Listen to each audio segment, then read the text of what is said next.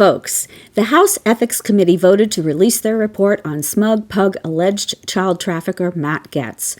You may recall the Justice Department opened an investigation in 2021 after allegations surfaced that Gaetz trafficked and slept with a 17-year-old girl in 2017.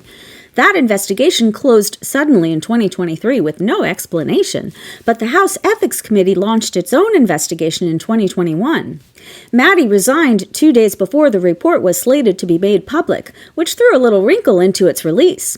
Of course, Orangina chose Matty to head the DOJ. But then reports surfaced of damning testimony from the woman who Gaetz preyed on when she was 17. And evidence appeared to show that Matty used his adopted-ish son Nestor's PayPal account to pay for sex. Well, Matty released a statement acknowledging this is all a little embarrassing but not criminal, and implying that just like everyone else, he had some harmless but kooky partying days. Within that statement, this sentence seems significant.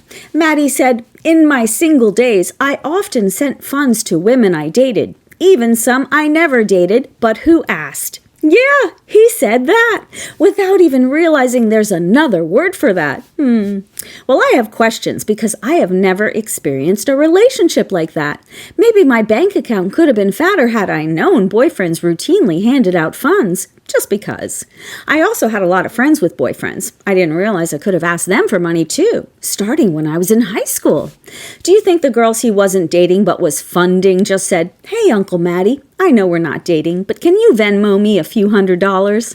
Yeah, that's super believable and not at all sounding like Uncle Matty paid schoolgirls to let him shtup them. It doesn't look good for Matty because apparently he doled out more than $10,000 to his playthings via PayPal and also Venmo. He did. And the schneedle was so gross he even tagged the payments with notes like, "being my friend" and "being awesome." All totes normal for the guy who was picked to defend justice, right? I suppose one way to keep track of the P-files is to keep them close to the office that should be prosecuting them. Well, as we all know, Matty is a baddie, and he carries a grudge like a champion man-baby.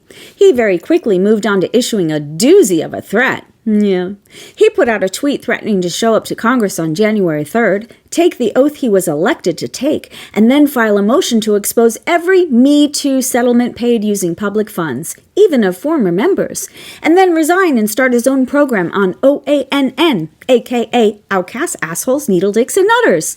Well, that's a hefty promise, isn't it, folks? Especially because we all know Matty's like a pyromaniac when he's embarrassed, and he's not going to stop until he finds a way to burn something down.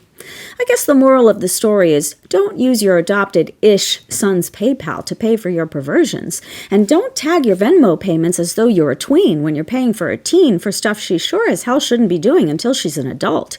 And even then it's questionable. Well, Matty, have the day you deserve.